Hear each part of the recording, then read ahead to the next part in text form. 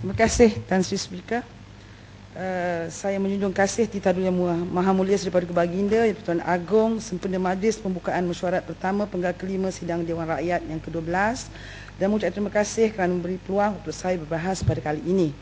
Tan Sri Speaker, saya ingin membawa isu-isu dalam kawasan saya dahulu mengenai semua maklum pada 7 hari bulan yang lepas satu musibah banjir kilat telah terjadi di Ampang.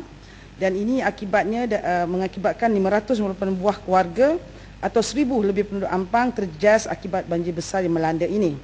Saya berharap agar penduduk yang terjejas bersabar di atas musibah ini dan mendoakan keselamatan dan kesejahteraan mereka. Usaha membantu masa-masa banjir telah pun dijalankan oleh pihak-pihak bertanggungjawab serta para sukarelawan pada hari kejadian sehingga sekarang. Yang bertanggungjawab membantu kerja-kerja membersih, membaik pulih dan membaik pulih rumah-rumah dan memindahkan mangsa-mangsa ini terdiri daripada juga ahli-ahli majlis daripada kawasan Majlis Bandar Ampang Jaya. Jadi saya ingin menyentuh dari segi apa yang disebut oleh Kina Batangan bahawa mengapa gaji allowance ahli majlis dalam negeri Selangor dinaikkan daripada 700 ke 1,000 dan ke 1,500. Ini perbezaannya, Tan Sri Speaker. Ahli majlis dari bawah Kerajaan Pakatan Rakyat, kita bertugas untuk rakyat. Khidmat kita tingkatnya lebih tinggi daripada Barisan Nasional yang dulunya ahli majlisnya terdiri daripada ADON dan ahli parlimen yang duduk dalam mesyuarat ahli majlis untuk menunjuk-nunjukkan projek, jadi tokey untuk jadi kasih projek kepada koloni-koloni mereka. Sebab inilah perbezaannya. Kalau kita tanya di kawasan-kawasan di Selangor ini, hampir penduduk-penduduk kawasan kita tahu siapa ahli majlis dalam kawasan itu dan mereka tahu untuk berhubung dengan ahli majlis sekiranya ada masalah. Amat jauh berbeza dengan standard Barisan Nasional waktu merintah negeri Selangor. Itu dia, Tan Sri Speaker. Walau bagaimanapun saya memohon agar sistem penggera banjir di bawah Jabatan Pengairan dan Saliran di bawah Kementerian Sumber Asli dan Alam Sekitar dapat berfungsi dengan lebih efektif demi keselamatan rakyat. Bukan saja di Ampang, tapi kita lihat bila ada musibah banjir, kita lihat bagaimana rakyat ini menggelabah, menggelupur kerana tidak ada satu penggera awal untuk memberi mereka tanda awal untuk bersedia mengemaskan barang-barang atau barang-barang yang berharga, maka mengakibatkan kerugian dan banyak mangsa yang tidak dapat diselamatkan. Jadi satu sistem penggera yang lebih efektif, yang lebih up to date harus dipikirkan oleh Jabatan Pengairan dan Saliran Air di bawah Kementerian Sumber Asli dan Alam Sekitar untuk menangani masalah ini. Saya juga pohon agar Jabatan Pengairan dan Saliran dapat membaik pulih dan mengiktiraf kawasan Bukit Belacan dan sungai di Kampung Bukit Sungai Putih yang terlibat dalam banjir ini. Sebagai ahli Parlimen Ampang juga saya ingin tahu berapa banyak peruntukan yang telah diturunkan oleh Kerajaan Pusat dan apakah bentuk bantuan, kepada siapa dan melalui siapa bantuan ini disalurkan. Saya dipahamkan disalurkan melalui Ketua Bahagian Ampang, Ketua UMNO Bahagian Ampang yang tidak ada local standby dalam Ampang. Jadi saya minta agar kementerian berikan penjelasan tentang peruntukan yang diturunkan dari peringkat pusat. Saya ingin sentuh tentang lebuh raya Suka. Bandar Baru Ampang yang strategik terletak di Lembah Kelang memang. Kita lihat masalah jam di Ampang dah berkurun-kurun. So saya harap dengan adanya projek ini dapat mengurangkan masalah kesesakan lalu lintas di kawasan Ampang. Jadi pun begitu saya ingin pastikan bahawa cadangan pengendalian lebuh raya ini harus mengambil kira tentang pandangan rakyat dan orang ramai dalam kawasan yang terbabit dalam projek Suka ini. Pertama, di kawasan cadangan pembinaan lebuh raya ini terletaknya sebuah kuil Ampang Amitabha yang berusia 160 tahun yang akan menjejaskan lebih 2,000 penganut Buddha untuk melakukan ibadat mereka sekiranya laluan lebuh raya ini tidak dikaji semula. Selain pusat ibadat, kuil ini juga sekian lama telah menjadi pusat komuniti bagi penduduk di sekitar Pekan Ampang serta tempat bersejarah. Kedua, saya juga memohon agar pihak kerajaan dapat memberikan pampasan yang sewajarnya kepada penduduk tempatan yang terpaksa berpindah bagi membolehkan mereka membeli rumah baru yang selari dengan harga pasaran di kawasan berdekatan. Dan yang ketiga, kerajaan perlu melipat gandakan usaha untuk memperbaiki sistem pengetahuan awam di negara kita, terutamanya di kawasan bandar dan kota metropolitan. Rakyat bersedia untuk menggunakan khidmat pengetahuan awam sekiranya satu sistem pengetahuan awam yang bersepadu dan holistik dapat dilaksanakan dengan mengambil kira semua pandangan pakar, NGO seperti transit, persatuan-persatuan penduduk, pihak berkuasa tempatan, wakil rakyat, selain mengambil contoh best practice dari negara-negara yang lain. Oleh demikian, saya memohon maklum balas pihak kementerian akan status terkini perancangan pembinaan lebuh raya suka setelah semua perkara ini diambil kira. Seterusnya, Tan Sri Speaker, saya ingin menyentuh tentang isu-isu yang melibatkan wanita. Mengungkap apa yang disebutkan oleh titah baginda, wanita adalah bak mutiara yang tiada ternilai sumbangannya bukan saja kepada keluarga dan masyarakat, malah kepada negara. Jadi dengan itu saya berharap sangat agar sistem mahkamah syariah kita ini dapat diperbaiki dan ada satu reformasi. Kerana dalam kes-kes perceraian yang melibatkan tuntutan harta, hak penjagaan anak dan undang-undang keluarga yang dikendalikan mahkamah syariah, seharusnya sudah ada satu sistem gabungan dalam mengendalikan kes-kes tersebut. Memandangkan kes-kes ini melibatkan pihak yang sama, pasangan yang sama, cerita yang sama. Dan perlunya ada penggabungan ini akan memudahkan urusan dan meringankan belanja terutama di kalangan wanita dalam kes-kes tuntutan penceraian, hak penjagaan dan pembahagian harta. Sehubungan dengan itu, keprihatinan, kepekaan pihak hakim dan mahkamah syariah adalah amat dituntut juga agar nasib wanita yang dicerai tidak dianiaya apabila pihak lelaki gagal untuk memberi nafkah isteri dan anak-anak yang ditanggung. Maka satu tindakan afirmatif harus dilaksanakan untuk menghukum pihak lelaki yang gagal melaksanakan tanggungjawab mereka. Satu lagi isu wanita iaitu mengenai kes kesaksaman gender melibatkan Nur Fadilah Saikin. Kerajaan telah memfailkan rayuan ke atas kejayaan penghakiman beliau yang telah menyaman Kementerian Pelajaran dan Kerajaan Malaysia kerana menarik balik surat pelantikannya sebagai guru sandaran tidak terlatih hanya kerana beliau hamil 3 bulan. Permohonan rayuan pendakwa raya pada 30 Januari 2012 terhadap penghakiman kes kesaksaman gender Nur Fadilah merupakan satu penghinaan kepada institusi kehakiman negara dan semangat pemeteraian antarabangsa. Kerajaan Malaysia seolah-olah menidakkan keputusan Hakim Mahkamah Tinggi Shah Alam Datuk Zaliha Yusof yang diiktiraf sebagai satu keputusan bersejarah negara dan mendapat pencalonan untuk Anugerah International Gender Justice Uncovered pada tahun ini.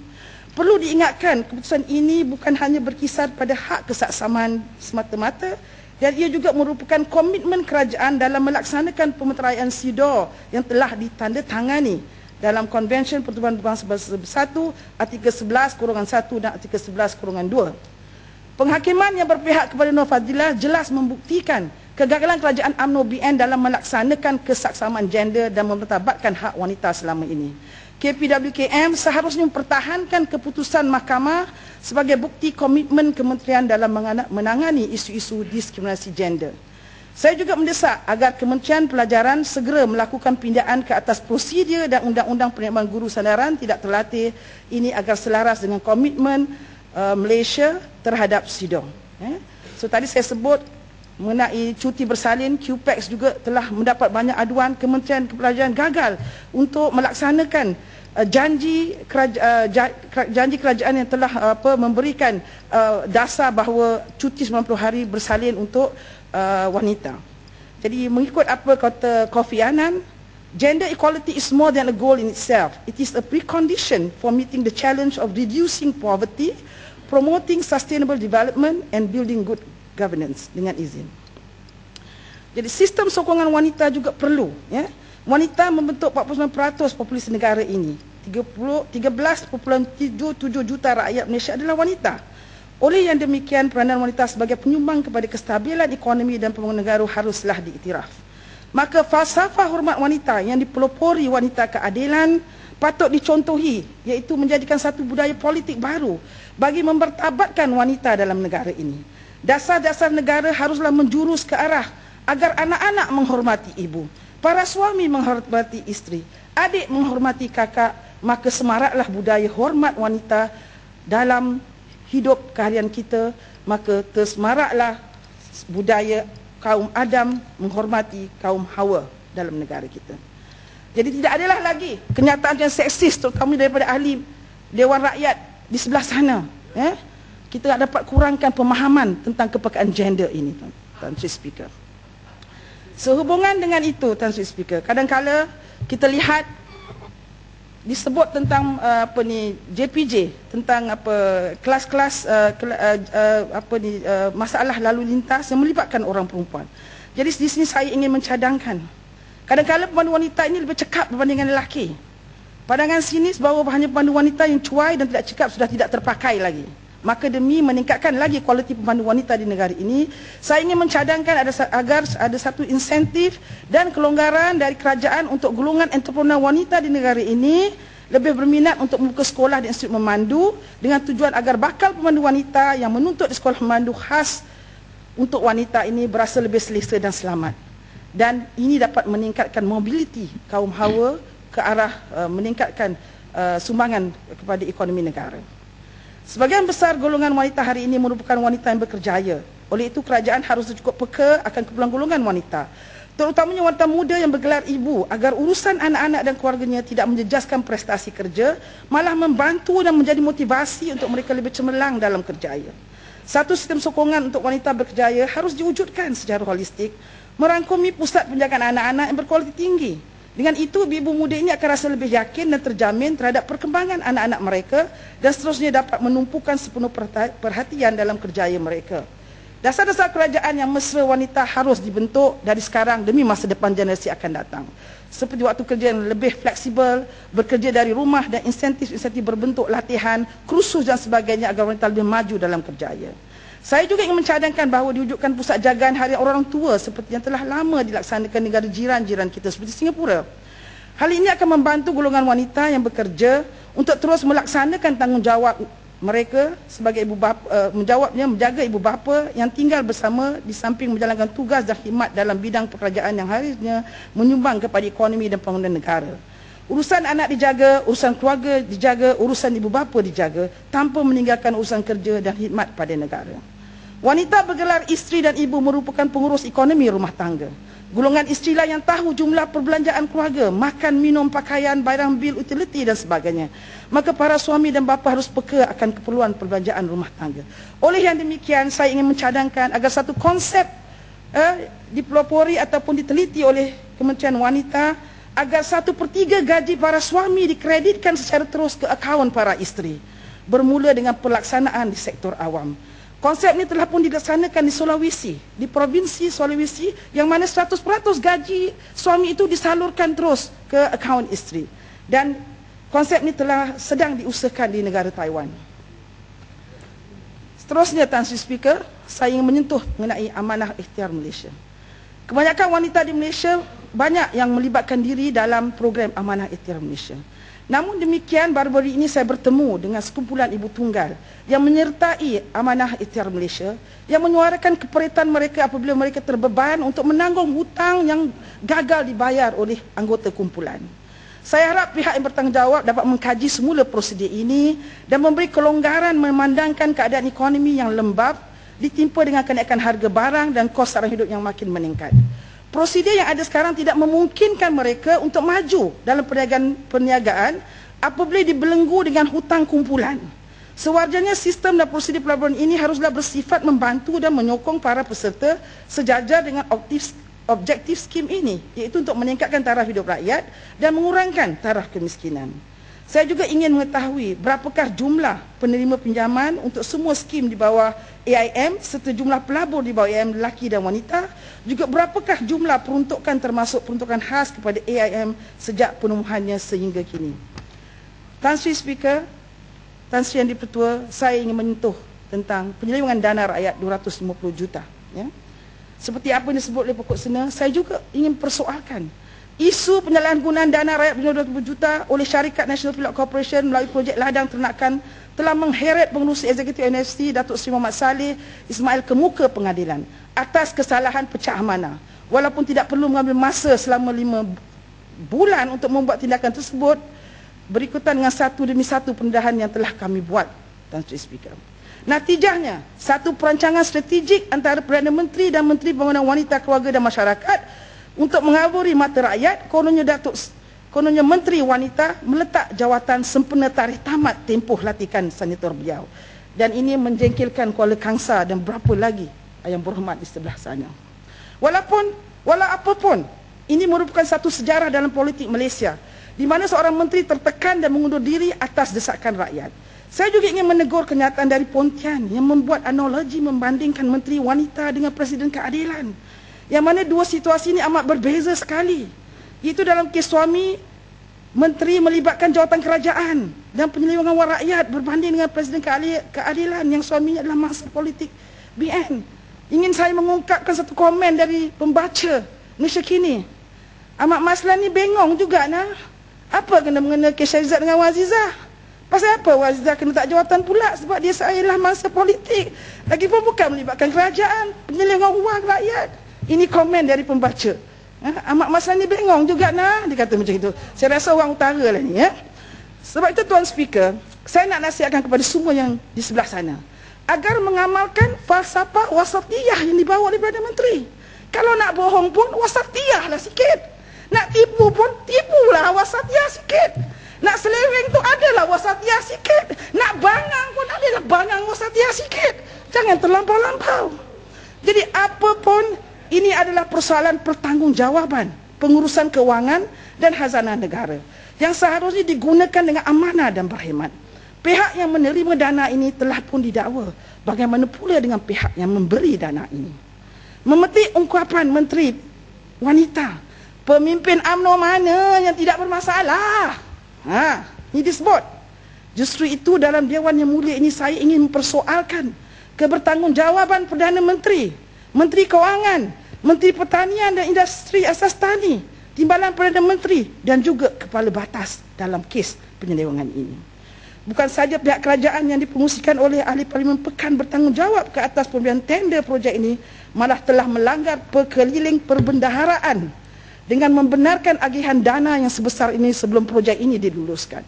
Saya memohon agar perkeliling perbendaharaan yang digunakan dalam penganugerahan tender projek ini dibentangkan dalam Parlimen agar semua dapat menelitinya dan apakah kriteria yang digunakan pakai sehingga NFC terpilih untuk mengendalikan projek ini, sedangkan Felda Food and Farm yang jauh lebih pengalaman dan layak untuk mengendalikan projek impak tinggi ini. Jika benar-benar Perdana Menteri berjiwa rakyat, mengapakah syarikat seperti Felda Food and Farm ini tidak diberi keutamaan? Sedangkan projek sebegini akan dapat dimanfaatkan orang Melayu, khususnya di kampung dan rancangan Felda. Ini jelas menunjukkan sikap hipokrit kerajaan UMNO BN. Kalau nak hipokrit pun, adalah wasatiyahnya juga. Saya ingin mengetahui apakah status kewangan NFC sekarang. Setelah habis dana rakyat, ini dibelanjakan sewenang-wenangnya untuk membeli 2 kondo mewah, 1 di Menerong, Wan Menerong Bangsa, 3 buah kondo mewah serta 3 buah restoran mewah di Singapura, 8 unit tanah di KL Eco City Sembilan Berhad, sebuah kereta Mercedes-Benz, 2 bidang tanah di Putrajaya serta perbelanjaan pelajaran pribadi lain melalui kad kredit. Apakah status wang yang baki daripada 250 juta ini, Tuan Speaker? Penyelewengan yang terbaru didapati bahawa NFC telah membeli sebuah kondominium yang berharga 1.7 juta ringgit di Kazakhstan. Majlis menandatangani MOU pembelian kondominium tersebut telah disaksikan oleh Perdana Menteri. Tidakkah Perdana Menteri jelas dengan objektif dana 20 juta ini atau turut bersekongkol dalam penyelewengan ini? Apakah tindakan kerajaan bagi menggantikan sejumlah dana rakyat ini bagi membolehkan projek ternakan ladang ini diteruskan mencapai sasaran yang sebenarnya? Kerajaan bertanggungjawab ke atas kehilangan dana rakyat ini kerana tiada ketelusan dalam pengagihan dana serta tiada pemantauan terhadap bagaimana dana ini dibelanjakan. Apakah cara kerajaan untuk mendapatkan semula wang 250 juta ini memandangkan sebagian besarnya telah dibelanjakan dengan tiada rasa amanah dan tersasar dari tujuan asal? Adakah wang 250 juta ini akan diklasifikasikan sebagai wang yang lesap dan tidak perlu dibayar? Perdana Menteri dengan jolokan bapa pengumuman oleh anak-anak muda sekarang telah mengumumkan bahawa PricewaterhouseCoopers Limited telah dilantik sebagai badan bebas yang akan mengaudit NFC. Namun kepada siapakah PwC ini bertanggungjawab? Apakah terma-terma yang dipersetujui? Apakah timeline-nya? Saya meminta agar semua ini dibentangkan di Parlimen agar siasatan kes ini benar-benar telus kerana ianya melibatkan dana awam. Saya juga mendesak agar satu Suruhanjaya Siasatan Diraja ditubuhkan bagi menjalankan audit dan siasatan ke atas isu penyelewengan dana rakyat ini secara menyeluruh kerana ianya membabitkan pemimpin nombor 1 negara dan beberapa menteri kabinet yang lain. Walaupun projek NFC ini hanyalah merupakan satu projek penerangan negara yang boleh dianggap kecil, namun pengendalian projek ini pun huru-hara. Bagaimana pula dengan projek-projek mega yang lain?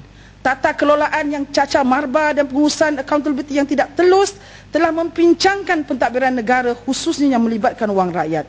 Bagaimana Perdana Menteri selaku pengerusi jawatan kuasa projek impak tinggi membuat keputusan kalau projek NFC yang kecil lah 230 juta ini pun huru-hara, bagaimana pengerusi jawatan kuasa projek impak tinggi membuat keputusan dalam transaksi penjualan syarikat, dalam program-program penswastaan negara, dalam projek mega yang menelan belanja yang amat besar. Sepatutnya projek-projek negara ini dimanfaatkan sebaiknya demi kepentingan rakyat. Tan Sri Speaker, adakah ini modus operandi BN UMNO mencipta projek untuk kepentingan peribadi? Pemantauan yang sambil lewa dan cuai dan tidak serius, kemudian diumum gagal, hutang tak dapat bayar, tetapi sebaliknya dalam senyap-senyap ada orang yang mengumpul harta peribadi. Adakah ini cara BN UMNO membayar budi kepada kroni dengan menggunakan wang rakyat? Tan Sri Speaker, saya juga ingin menyentuh tentang sikap tak subiah Parlimen menolak usul tergempar membahaskan isu NFC yang saya kemukakan. Amat mengecewakan. Seolah-olah Parlimen ini mengamalkan demokrasi tempang. Isu NFC ini dari perspektif yang lebih besar mempersoalkan tata kelolaan kerajaan flip-flop BN UMNO. Pertanggungjawaban Perdana Menteri, Menteri Kewangan, Menteri Pertanian dan Asas Tani dinanti-nantikan rakyat. Timbalan Perdana Menteri juga bertanggungjawab dalam kes ini selaku Menteri yang meluluskan projek ketika itu.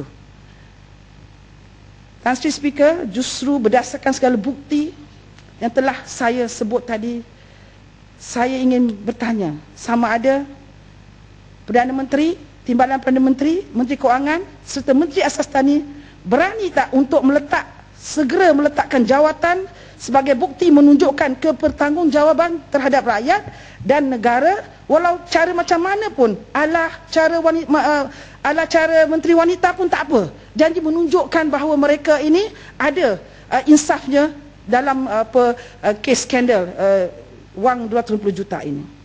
Akhirnya, sebelum saya mengakhiri ucapan bahasa ini, saya suka mengingatkan diri saya yang berhormat sekalian akan ayat suci Al-Quran dalam surah Al-Baqarah ayat 188 yang bermaksud, dan janganlah kamu makan atau mengambil harta orang lain di antara kamu dengan jalan yang salah, dan jangan pula kamu menghulurkan harta kamu, iaitu memberi rasuah kepada hakim-hakim kerana hendak memakan atau mengambil sebahagian dari harta manusia dengan berbuat dosa padahal kamu mengetahui salahnya. Sekian Tan Sri Ketua, saya akhiri dengan wabillahi taufiq wal hidayah. Wassalamualaikum warahmatullahi wabarakatuh.